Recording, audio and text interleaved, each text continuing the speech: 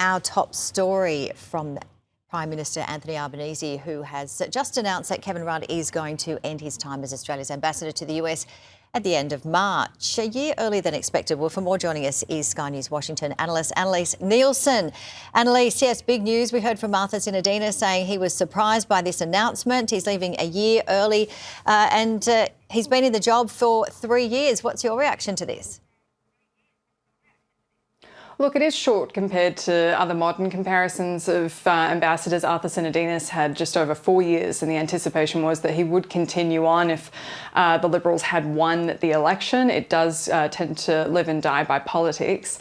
I think there is a sense of surprise. It seems like Anthony Albanese was very confident in Rudd and was quite stubborn, wanting to keep him in that position despite anyone pointing out the many negative things he'd said about Donald Trump in the past, and just the fact that that is leverage. It's an issue when you're dealing with the Trump administration. That's just a fact. But at the same time, what we keep hearing is they say, oh, look, there's so many people in the Trump administration who criticized him before. Hey, they said they were sorry and they don't believe it. So it is an ongoing discussion. In saying all that, it doesn't seem like that's what really has prompted this. It seems like Kevin Rudd was home in Australia talking to family and people in Canberra, and it was probably an instance where he's learned from the past that it's better to leave on your own terms than get pushed out at some point.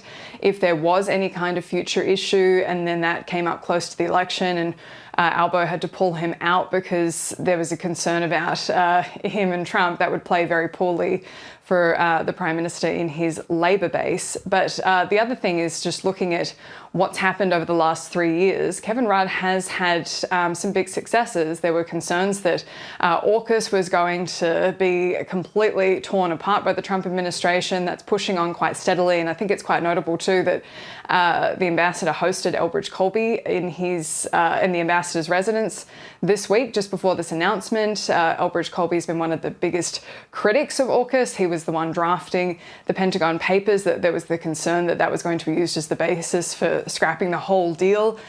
So he has done well in reaching out across the aisle and making those connections.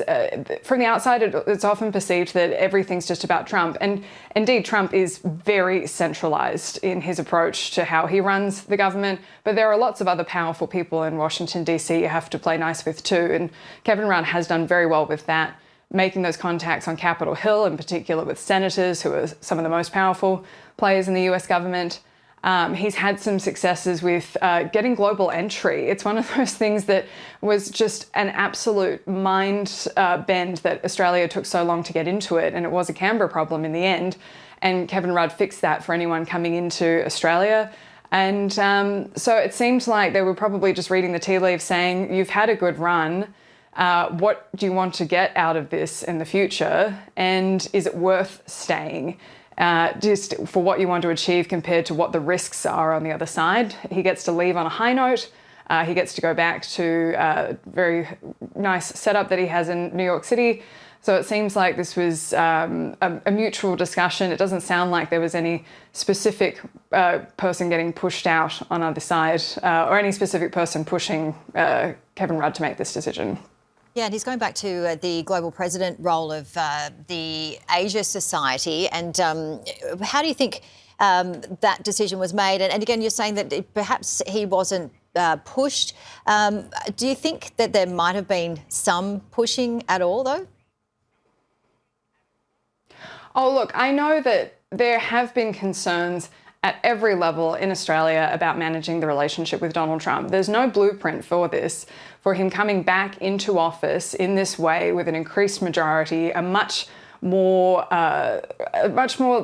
it's a serious team behind Donald Trump this time. In the first administration, there was leaking, there was backstabbing, there was chaos. This time they came in ready, and they are all very loyal to Donald Trump. It's often said that Trump demands loyalty. I always think it's a bit of a silly criticism because, yes, every politician wants their team to be loyal.